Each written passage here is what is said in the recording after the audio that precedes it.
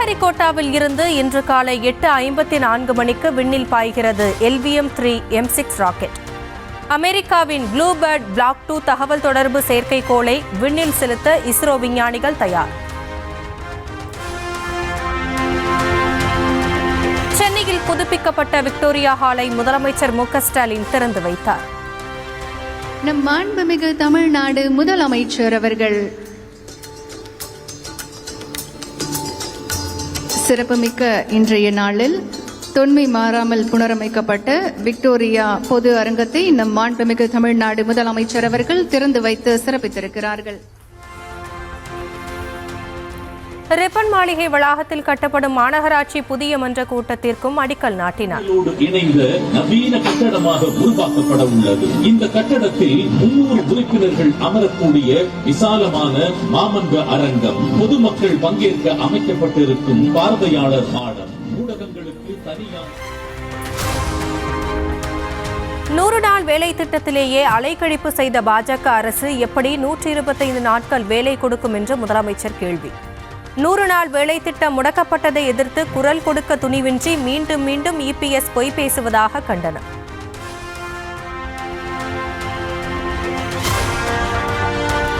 மகாத்மா காந்தி பெயரை நீக்கக்கூடாது என்று ஓனருக்கு வலிக்காமல் அழுத்தம் கொடுத்த போதிலும் டெல்லி மதிக்கவில்லையே என்று முதலமைச்சர் விமர்சனம். மகாத்மா காந்தி தேசிய ஊரக வேலை உறுதி திட்டம் பாஜக அரசால் குழி தோண்டி புதைக்கப்படுவதற்கு EPS வக்காலத்து வாங்குவதாகவும் குற்றச்சாட்டு. இலங்கை கடற்படையால் தமிழ்நாட்டு மீனவர்கள் கைது செய்யப்படும் நீண்டகால பிரச்சினைக்கு நிரந்தர தீர்வு காணுங்கள். வெளியுறவுத்துறை அமைச்சர் ஜெய்சங்கருக்கு முதலமைச்சர் மு.க.ஸ்டாலின் கடிதம். அதிமுக பொதுச் செயலாளர் எடப்பாடி பழனிசாமியுடன் பாஜக தேர்தல் பொறுப்பாளர் பியூஷ் கோயல் சந்திப்பு. சென்னை லீலா பேலஸ் நட்சத்திர விடுதியில் சட்டமன்ற தேர்தல் தொகுதி பங்கீடு, கூட்டணி விரிவாக்கம் உள்ளிட்ட விவகாரங்கள் குறித்து பேச்சுவார்த்தை.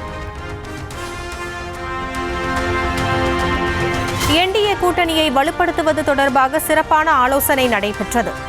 2026 தேர்தலில் NDA கூட்டணி அமோக வெற்றி பெறும் என்றும் பியூஷ் கோயல் நம்பிக்கை. Modi, we are very confident that NDA will have a sweeping victory in the 2026 elections. தமிழக அரசியல் நிலவரங்கள் குறித்து பியூஷ் கோயலிடம் எடுத்துரைத்ததாக எடப்பாடி பழனிசாமி பேட்டி. திமுக ஆட்சிக்கு எதிராக மக்கள் கொந்தளிப்பில் உள்ளதாகவும் விமர்சனம். நாங்கள் சந்தித்து பேசினோம். கிட்டத்தட்ட தமிழகத்தில் இருக்கின்ற நிலவரங்கள் குறித்து அவர் கேட்டறிந்தார். இன்றைக்கு தமிழகம் முழுவதும் மக்கள் ஒரு கொந்தளிப்போடு இருக்கின்றார்கள். இந்த ஆட்சி, திராவிட முன்னேற்ற கழக ஆட்சி அகற்றப்பட வேண்டும். அதற்கு உண்டான நடவடிக்கையை அதிமுக, பாரதிய ஜனதா, தேசிய ஜனநாயக கூட்டணியில் அங்கமைக்கின்ற கட்சிகளும் ஒருங்கிணைந்து செயல்படும். அதிமுக சார்பில் போட்டியிட 9200 பேர் விருப்பமனு அளித்திருப்பதாக தகவல். விருப்பமனு தாக்கல் நிறைவடைந்த நிலையில் விரைவில் நேர்காணல் தொடங்கும் என்று எதிர்பார்ப்பு.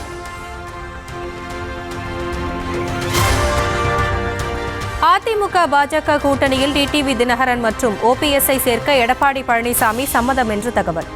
டிடிவி தினகரன், OPS ஆகியோருக்கான இடங்களை பாஜக ஒதுக்கும் என்றும் தகவல். அதிமுக 170 இடங்களில் போட்டியிட திட்டமிட்டுள்ள நிலையில் பாஜகவுக்கு 23 இடங்கள் என்று தகவல். பாஜக, பாமகவுக்கு தலா 23, டிடிவி தினகரன், தேமுதிகவிற்கு தலா 6, தமாக உள்ளிட்ட பிற கட்சிகளுக்கு 6 தொகுதிகள் ஒதுக்க திட்டமிட்டுள்ளதாகவும் தகவல்.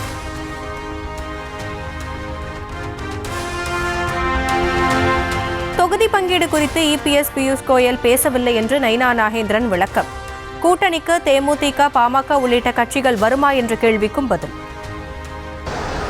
அண்ணன் EPS அவர்களை சந்தித்து எங்களை பேசியிருக்கிறோம். முதல் முறையாக அன்றைக்கி வந்திருக்காங்க. அதை சந்தித்து நாங்கள் கொஞ்சம் பேசியிருக்கிறோம். தொகுதி பங்கீடு பேசப்பட்டதா? இல்லை, தொகுதி பங்கீடு விஷயமா எதுவும் பேசலை. தமிழ்நாடு சட்டமன்ற தேர்தல் பொறுப்பாளர் பியூஷ் கோயல் தலைமையில் பாஜக மையக்குழு கூட்டம். நைனா நாகேந்திரன், அர்ஜுன் ராம் மேக்வால், அரவிந்த் மேனன், சுதாகர் ரெட்டி உள்ளிட்டோருடன் ஆலோசனை. எடப்பாடி எடப்பாடி பழனிசாமிக்கு தக்க பாடம் புகட்ட வேண்டும் என்று நிர்வாகிகள் ஆலோசனை கூட்டத்தில் ஓபிஎஸ் காட்டம். அதிமுக என்கிற இயக்கத்தை படுபாதாளத்தில் தள்ளிவிட்டதாக குற்றச்சாட்டு. தோல்வியடைந்தார். இந்த மாபெரும் இயக்கத்தை படுபாதாளத்தில் இன்னைக்கு தள்ளி வைத்து இன்னைக்கு அனைத்து இந்திய அண்ணா முன்னேற்ற கழகத்தில் இருக்கின்ற அனைத்து தொடர்களும் வெம்பி வெதுங்கி என்ன செய்வதென்றே திக்கும் காடி கொண்டிருக்கிறார்கள். அந்த நிலையை உருவாக்கிய பழனிசாமிக்கு வருகின்ற காலங்களில் நாம் சரியான பாடத்தை புகட்ட வேண்டும் என்பதுதான் இன்றைய வரலாறு. எடப்பாடி பழனிசாமி இல்லாத அதிமுகவுடன் மட்டுமே இணைப்பு என்று ஓபிஎஸ் முன்னிலையில் வைத்திலிங்கம் பேச்சு. இபிஎஸ் இருக்கும் வரை அதிமுகவுடன் இணையப்போவதில்லை என்றும் திட்டவட்டம். சொன்னது போல் எடப்பாடி இல்லாத அதிமுக இருந்தால் நாம் ஒன்றிணைவோம். எடப்பாடி இருக்கும் வரை அதிமுகவில் நாம் இணைய போவது இல்லை. எடப்பாடியை வீழ்த்துவதுதான் நமது குறிக்கோள். மத்திய அரசு மற்றும் பாஜகவை கண்டித்து தமிழகம் முழுவதும் திமுக கூட்டணி சார்பில் இன்று ஆர்ப்பாட்டம். 100 நாள் வேலை திட்டத்தை ஒழிக்கும் சட்டத்தை திரும்பப் பெற வலியுறுத்தல். முன்னாள் முதலமைச்சர் எம்ஜிஆர் நினைவு நாள் அதிமுக சார்பில் இன்று அனுசரிப்பு. நினைவிடத்தில் எடப்பாடி பழனிசாமி தலைமையில் உறுதிமொழி ஏற்பு. நாளை கிறிஸ்துமஸ் பண்டிகை கோலாகல கொண்டாட்டம்.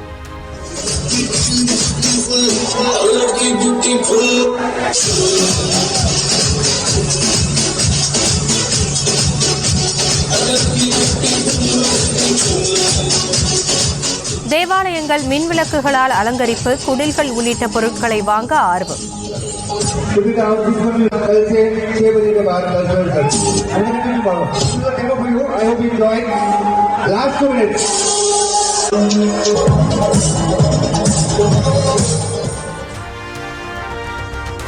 கிறிஸ்துமஸ் பண்டிகை கொண்டாட்டத்தையொட்டி வண்ண விளக்கு அலங்காரத்தில் ஜொலிக்கும் வேளாங்கண்ணி. பேராலயம் முன்பு 43 அடி உயரத்தில் அமைக்கப்பட்ட கிறிஸ்துமஸ் மரத்தை ஏராளமானோர் பார்வையிட்டனர். கன்னியாகுமரி மாவட்டத்தில் களை கட்டிய கிறிஸ்துமஸ் கொண்டாட்டங்கள்.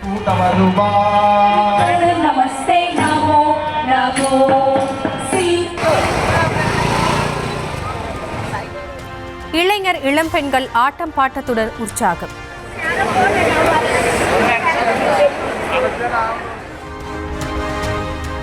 பனையூரில் கட்சியின் தலைமை அலுவலகத்திற்கு சென்ற தவேக தலைவர் விஜயை முற்றுகையிட்ட அதிருப்தி நிர்வாகிகள். விஜய் வந்த காரை தூத்துக்குடி தவேக பெண் நிர்வாகி அஜிதா முற்றுகையிட்டதால் பெரும் பரபரப்பு.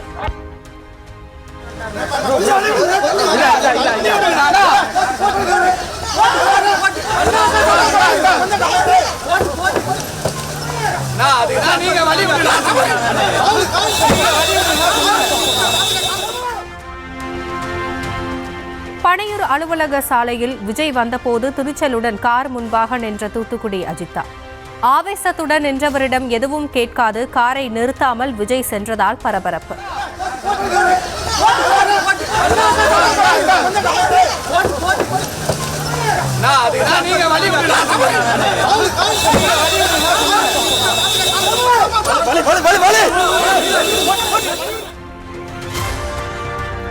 பனையூரில் உள்ள தவேக தலைமை அலுவலகத்திற்கு ஆதரவாளர்களுடன் திரண்ட தூத்துக்குடி மற்றும் திருச்சி மாவட்ட நிர்வாகிகள். விஜய் அறிவிக்க உள்ள மாவட்ட செயலாளர்கள் பட்டியலில் பெயர் இல்லை என்ற தகவலால் திரண்ட அதிருப்தியாளர்களால் பவுன்சல்களால் தடுத்து நிறுத்தம்.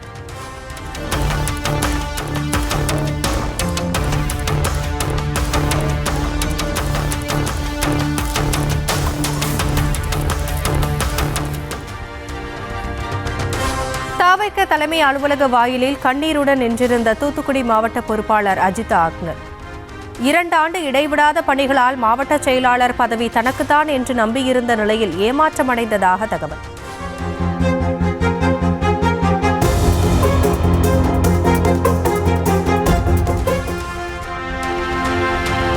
தூத்துக்குடி மாவட்ட பொறுப்பாளர் அஜிதா ஆக்னலை சமாதானப்படுத்த தவேக இணை பொதுச் செயலாளர் நிர்மல்குமார் முயற்சி. அலுவலகத்திற்குள் அழைக்காமல் வெளியிலேயே தனியே அழைத்து சென்று பேச்சு.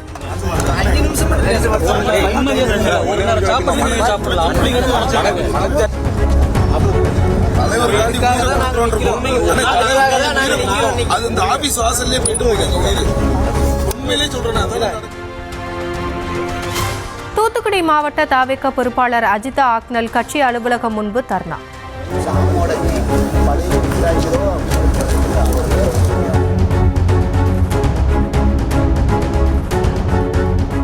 சாகும் வரை இங்கிருந்து போகப் போவதில்லை என்று கூறியவர் உயிருள்ளவரை தமிழக வெற்றி கழகத்தில் விஜய்க்காக பயணிப்போம் என்று கூறிவிட்டு போராட்டத்தை முடித்துக் கொண்டார். தலைமை மீது தளபதி மீது எங்களுக்கு நம்பிக்கை இருக்கு. சீக்கிரமா எங்களை கூட்டு பரிசீலனை பண்ணுவாங்க. என்னைக்குமே எங்களுடைய பயணம் தமிழக வெற்றி கழகத்தில் தளபதியாருக்கு மட்டுமே எங்களோட பயணம் தொடரும். எங்களோட உயிருள்ள கடைசி நொடி வரைக்கும் எங்களுடைய தமிழக வெற்றி கழகத்திற்காகவும் எங்கள் தளபதிக்காகவும் எங்களுடைய இறுதி மூச்சு வரை நாங்கள் பயணிப்போம். சேலத்தில் வருகிற 29ஆம் தேதி ராமதாஸ் கூட்டும் பொதுக்குழு செயற்குழுவுக்கும் பாமகவுக்கும் எந்த சம்பந்தமும் இல்லை என்று அன்புமணி தரப்பில் அறிக்கை. கூட்டத்தில் எடுக்கப்படும் முடிவுகள் எந்த விதத்திலும் பாமகவை கட்டுப்படுத்தாது எனவும் திட்டவட்டம். ராமதாஸ் அறிவித்த செயற்குழு செல்லாது என்று கூறுவது அபத்தம் என்று ஜே.கே. மணி பதிலடி.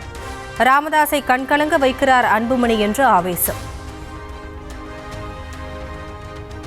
மாதிரி இது அவமானப்படுத்துற மாதிரி இல்லையா? பாட்டாளி மக்கள் கட்சியினுடைய தலைமையின் சார்பில் அத்தகைய அறிவிப்பு ஏதும் வெளியிடப்படவில்லை என்பது இது ஒட்டுமொத்த பாட்டாளி மக்கள் கட்சியையும் மருத்துவரையா அவர்களையும் அவமானப்படுத்துகிற ஒரு அபத்தமான செய்தியாகவே நாங்கள் பார்க்கிறோம். முதலமைச்சர் மு.க. ஸ்டாலின் கோயபல்ஸ் தத்துவத்தை கடைபிடிப்பதாக நைனா நாகேந்திரன் குற்றச்சாட்டு. தேர்தல் வாக்குறுதிகள் எதையும் திமுக நிறைவேற்றவில்லை எனவும் பிரச்சார கூட்டத்தில் விமர்சனம். என்று நினைக்கிறேன். அவ்வளவும் பொய்யான வாக்குறுதிகளை கொடுத்து ஆட்சிக்கு வந்தவர், பொய்ய சொல்லியே ஆட்சிக்கு வந்தவர், கோயபல் தத்துவத்தை கடைபிடிக்கக்கூடியவர் தமிழக முதலமைச்சர் ஸ்டாலின் அவர்கள்.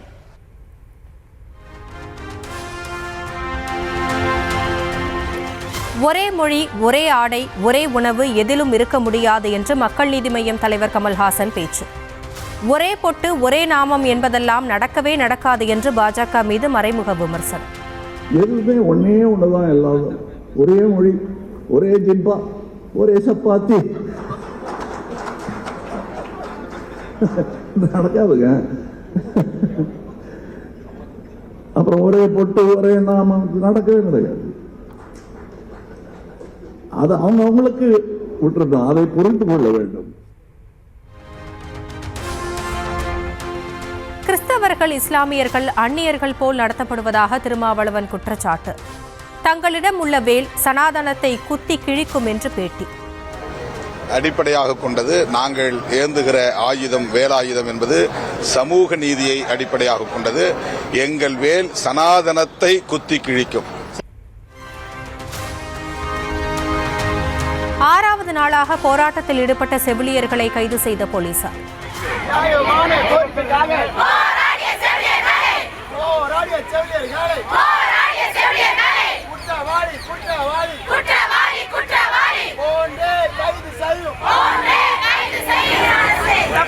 ஐநூற்று 70 செவிலியர்களை 10 பேருந்துகளின் மூலம் சொந்த ஊர்களுக்கு அனுப்பி வைப்பு. கூடுவாஞ்சேரியில் பேருந்தில் ஏற்றி உளுந்தூர்பேட்டை பேருந்து நிலையத்தில் இறக்கிவிடப்பட்ட செவிலியர்கள் சொந்த ஊர்களில் அழைத்து செல்வதாக கூறிவிட்டு வழியிலேயே இறக்கிவிட்டதாக வாக்குவாதம். எல்லாரோட ஆதரவு நமக்கு இருக்கு. பெண்களை இந்த இடத்துல நடு ரோட்ல இறக்கிவிட்டு போக முடியாது. பஸ்ஸுக்கு முன்னாடி போய் உட்காருவோம்.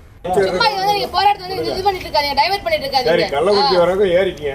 இதா போறோம். கள்ளக்குறிச்சி என்ன சார் பண்ண போறோம்?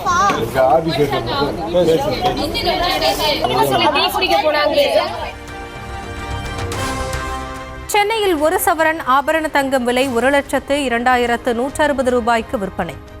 நாளுக்கு நாள் தங்கம் விலை உயர்வதால் செய்வதறியாது திகைத்து நிற்கும் நடுத்தர வர்க்கத்தினர்.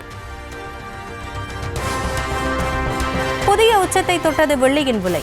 சென்னையில் 1 கிலோ வெள்ளி 2,34,000 ரூபாய்க்கு விற்பனை. இலங்கை கடற்படையால் சிறைப்பிடிக்கப்பட்ட ராமேஸ்வரம் மீனவர்கள் 12 பேரை விடுவிக்க கோரிக்கை. மீனவர்களின் குடும்பத்தினர் குழந்தைகளோடு தங்கச்சி மடத்தில் சாலை மறியல் போராட்டம். இலங்கை கடற்படையால் சிறைப்பிடிக்கப்பட்ட ராமேஸ்வரம் மீனவர்கள் 12 பேர் மன்னார் நீதிமன்றத்தில் ஆஜர். வரும் 5ஆம் தேதி வரை நீதிமன்ற காவலில் வைக்க நீதிபதி உத்தரவு.